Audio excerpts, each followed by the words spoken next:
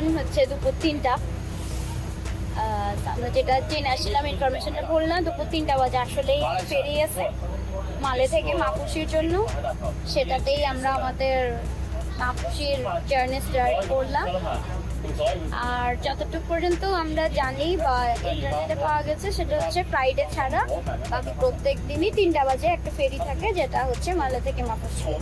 এখানে আমাদের Henveru Ferry Terminal. Velana airport থেকে যেই পাবলিক ফেরিটা সেটাতে করে আমরা মালে আসি।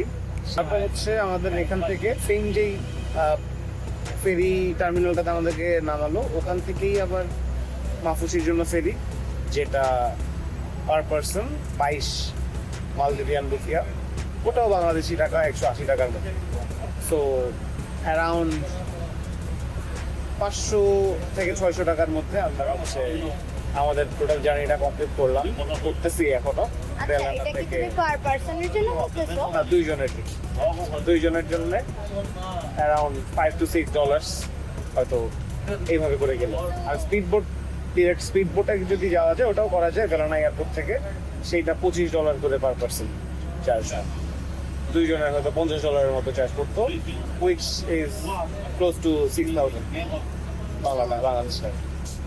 আই থিঙ্ক এতটাও খারাপ না। আর যেহেতু আমাদের কাছে যেটা মনে হয়, যেহেতু আমরা একটা নতুন একটা দেশে আসছি, সো আমরা যদি দুইটা এক্সপিরিয়েন্সই পাই, private transport and public transport, আমার মনে হয় ইন্টারেস্টিং।